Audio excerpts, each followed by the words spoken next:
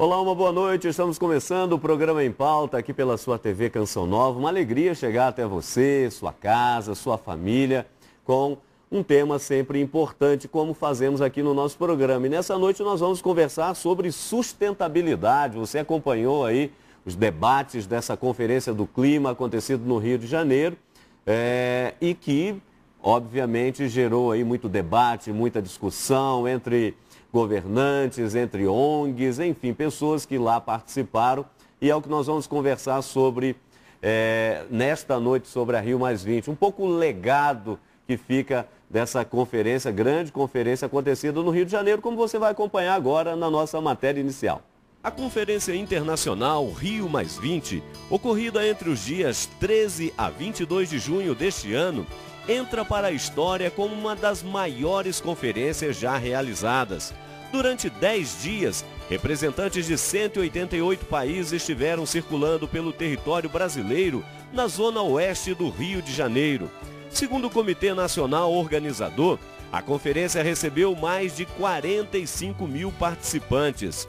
No entanto, para muitos políticos e organizações ambientalistas, a declaração final do encontro foi o resultado de um fracasso de liderança.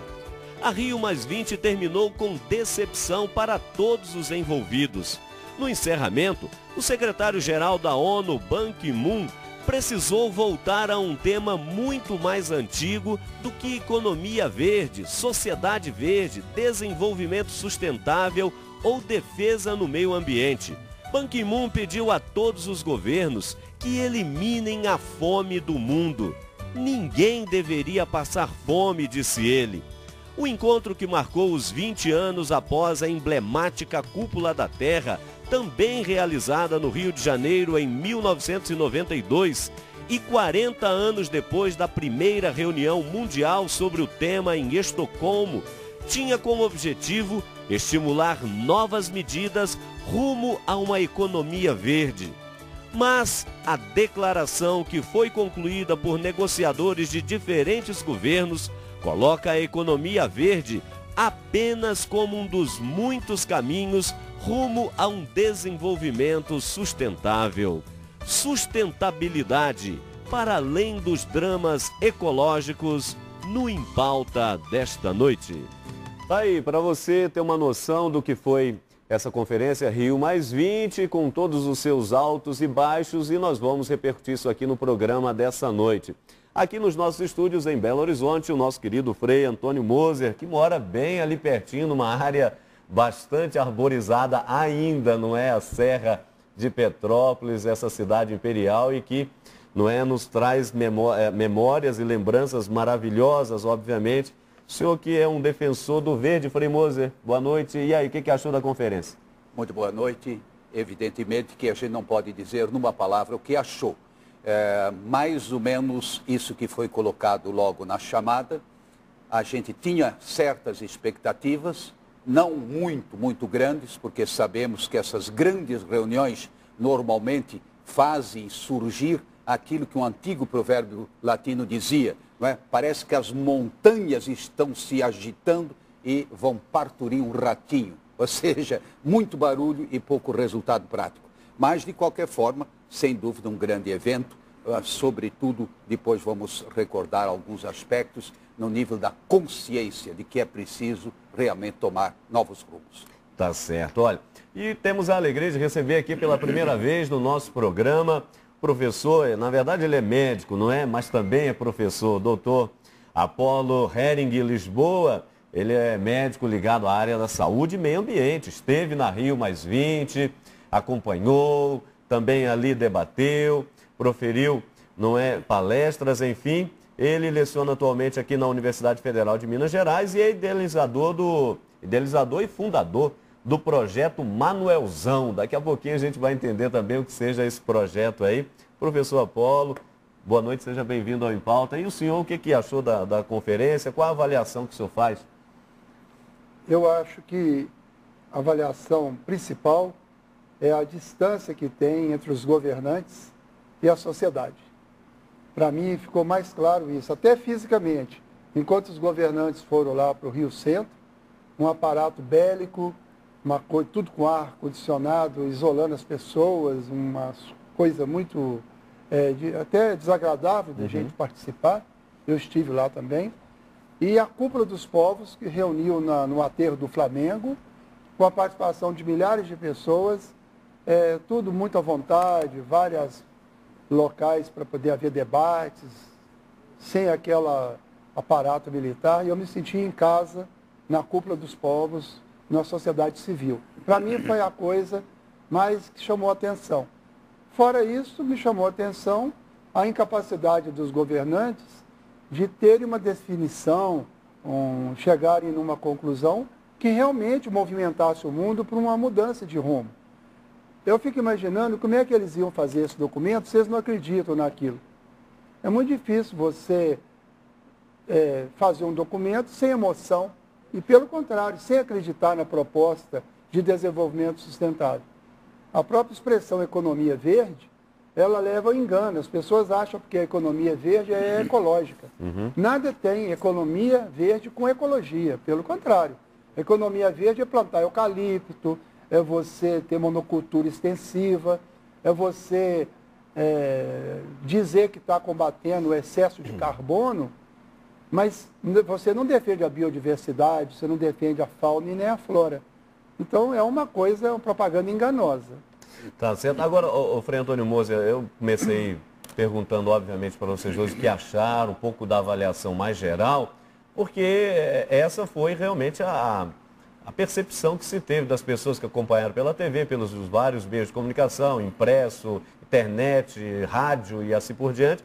E, por outro lado, a ausência, Frei Moser, dos grandes líderes, não é? Porque, usando essa expressão atual, né? Os BRICS comandaram o espetáculo, mas os ricos realmente se mantiveram distantes. Nós tivemos ali apenas na conferência representantes da França e Itália, enquanto que a Alemanha, Estados Unidos e outros mais nem por ali passaram. Os americanos defendem, não, o Obama não vem porque está tendo eleições americanas nesse momento, então não poderia se deslocar, mandou a Hillary Clinton ali. Mas a ideia que se tem é de que, de fato, a conferência, mais do que um sucesso nesse contexto, pela má vontade dos mesmos, muito preocupados com seus interesses apenas, acabou sendo um certo fracasso. Não de todo, obviamente nós vamos conversar sobre isso. Sim. Bom, os telespectadores devem estar lembrados que Apolo foi um grande orador, não é? E que se contrapunha a Paulo, não é? Então, eu sou de Apolo, eu sou de Paulo. Eu estou vendo que o nosso Apolo aqui, professor Apolo, ele logo colocou o dedo em duas feridas. A primeira, verde por fora, vermelho por dentro. Traduzindo, aparentemente vai melhorar, mas na realidade as feridas profundas não são curadas. Então, achei muito interessante essa sua colocação. Segundo, a distância entre aquilo que a sociedade, sobretudo nos países emergentes, vai tomando consciência, enquanto que parece que as autoridades, as grandes nações, querem prosseguir no mesmo rumo. Não é? O mesmo rumo significa produzir mais, consumir mais, cada vez maior sofisticação, sem se preocupar com o futuro, nem o presente, nem o futuro. Então, realmente foi uma colocação excelente que já abriu o nosso debate. Ou seja, essa distância, ela é mortal. E distância entre pobres e ricos já passou da moda, porque hoje o Brasil é o tal, os BRICS são os tais. Não, isso é uma enganação. Mas, por outro lado, não há dúvida que as economias, sobretudo no caso da União Europeia, hoje com tantos problemas, mas a Europa Central, vamos dizer assim, sim, Estados Unidos e outras nações que têm uma economia baseada na produção, na tecnologia sofisticada, avançada, esses realmente não estão muito interessados em mudar os parâmetros. Não é que vamos ser contra a tecnologia, não é? Mas os parâmetros, a compreensão do todo. E por isso, provavelmente, se ausentaram, porque não se sentiu em casa. Né? Pois é, aí está a questão. Você que está nos acompanhando, você sabe que foi redigido um documento final, não é? Com o título Futuro que Nós Queremos. Futuro que Nós Queremos. Um documento de 53 páginas aproximadamente. Na verdade, houveram aí algumas modificações, mas que de modo nenhum alteraram já o conteúdo do antigo documento. E o interessante, para você que está nos acompanhando em casa, professor, é que nesse documento, um trechinho da parte final diz o seguinte, os governantes, né, afirmam no documento: renovamos nossos compromissos com o desenvolvimento sustentável para garantir a promoção de um futuro economicamente, socialmente e ambientalmente sustentável para o nosso planeta e para gerações futuras e presentes. Inclusive, tem até aqui algumas metas, não é? Para 2030, precisaremos, não é, de 50% mais alimentos, 45% mais energia, 30% mais água, apenas para viver como vivemos hoje. Isso foi a advertência que fez o secretário-geral da ONU, o Ban Ki-moon. Para 2050, estima-se que a população mundial estará aí na casa dos 9 bilhões e 500 milhões de pessoas. Atualmente estamos na casa dos 7. Então, diante de números como esse, de necessidades tão grandes como essa, o cidadão fica um pouco perplexo, porque ele diz, poxa, o que esses caras querem? Não é? Os governantes estão preocupados com o próprio umbigo e o planeta que se dane? Ficou o sentimento meio de rua é esse, o senhor concorda?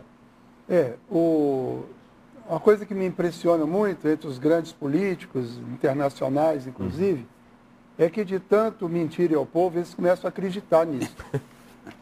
A gente vê que dizer que precisa de alimentar o povo, né? O secretário-geral da ONU, Ban Ki-moon, dizendo que a grande preocupação dos governantes é acabar com a fome no mundo. Não é verdade.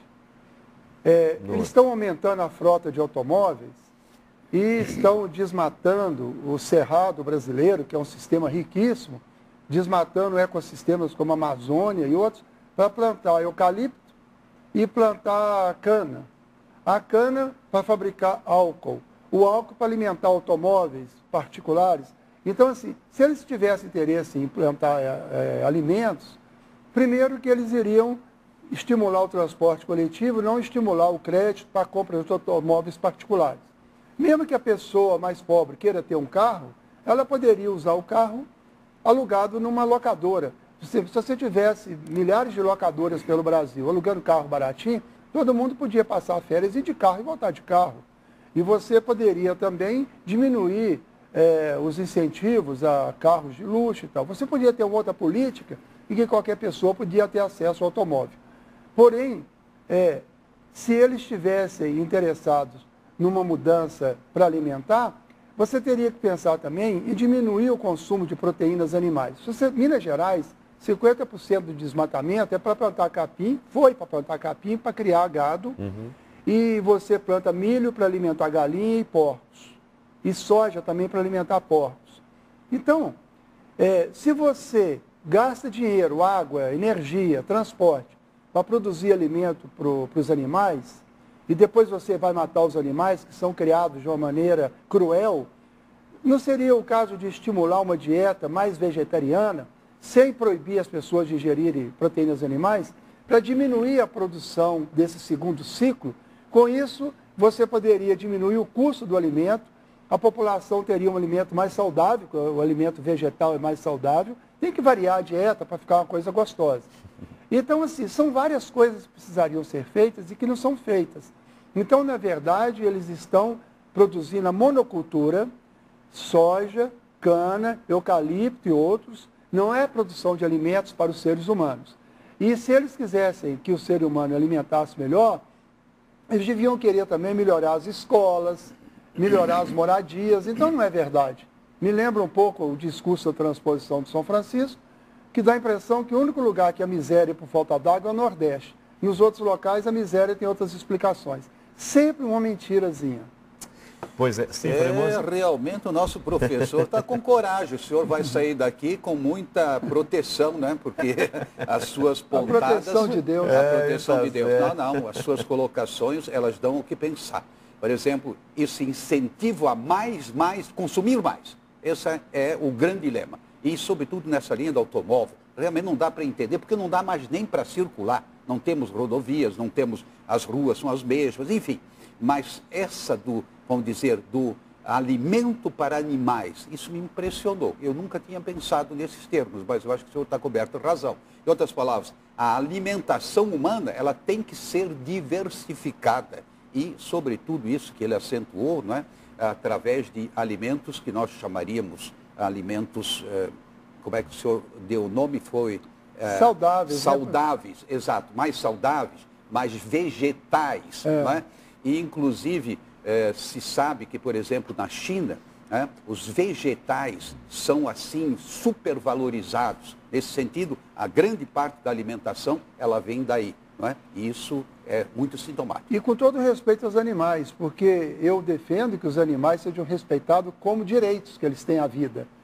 Não é possível aceitar que os animais do mundo vivam enjaulados, sem liberdade, em zoológicos, que é um absurdo ter zoológico.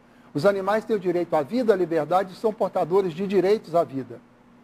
Pois é, olha, nós estamos aqui só abrindo um pouco a questão, exatamente, para você em casa ter noção do que foi esta conferência. Talvez você não tenha tido a oportunidade de acompanhar isso, até porque na TV aberta, às vezes são reportagens, muitas delas às vezes encomendadas, então nem sempre você tem acesso na íntegra àquilo que foi a conferência. E aqui nós temos a oportunidade com o professor Apolo de verificar isso mais de perto e com o Frei Antônio Moser. O Frei Moser, antes ainda de terminar o nosso bloco, ainda nessa panorâmica que estamos fazendo, a igreja também se fez presente, né? Através do seu enviado, no caso aqui foi o Dom Odilo, arcebispo metropolitano de São Paulo, e que, entre outras coisas, trouxe uma palavra da igreja, do Papa, chamando a atenção para a tomada de consciência. Daqui a pouquinho nós vamos entrar nisso aí a partir do segundo bloco. Mas o Dom Odilo já dava uma fala um tanto espinhosa em determinado momento, onde ele dizia simplesmente que declarava: os países ricos só querem saber dessa chamada economia predadora, não é? Que vão acabando com os recursos naturais e assim por diante. Então, depois claro, obviamente, a partir da crítica também propondo. Isso aí nós vamos fazer no programa. Mas essa participação da igreja, o que o senhor achou? Eu a igreja diria, tem que estar aí? Ela se deu em dois níveis. Esse de uma oficial participação, então, do Dom Odilo, representando a igreja oficial, mas, sobretudo, a participação daquelas pessoas que se inspiram no Evangelho, não é? E que não vêm em nome da igreja, de uma religião, mas em nome da sua consciência, não é? Ou seja, do Deus Criador, não é? Pai de todas as criaturas, assim por diante. Então, junto com a presença, não é católica, nem só cristã, mas todas as religiões que fizeram um grande gesto ecumênico. E pela minha compreensão, essa mudança de mentalidade, mudança no caminho da solução desses problemas, ela vai se dar justamente com o ecumenismo, a força de todas as religiões, todas as crenças, indo numa só direção. O padre Hamilton colocou uma questão interessante, que é a defesa do recurso natural. Olha como é que a nossa linguagem vai sendo influenciada pelo sistema econômico. Nós estamos defendendo a natureza, os animais. Quando fala-se recursos naturais, está se pensando no uso econômico. Exatamente. E o uso econômico só para o ser humano. Quando você polui um rio, você esquece que os animais precisam de beber água, os passarinhos precisam de beber água. Nós temos que contemplar essa maravilha que é a natureza em nome de outros valores, e não apenas do uso econômico imediato dele. Uma perspectiva muito mais de comunhão com a própria natureza do que o egoísmo apenas humano, não é isso?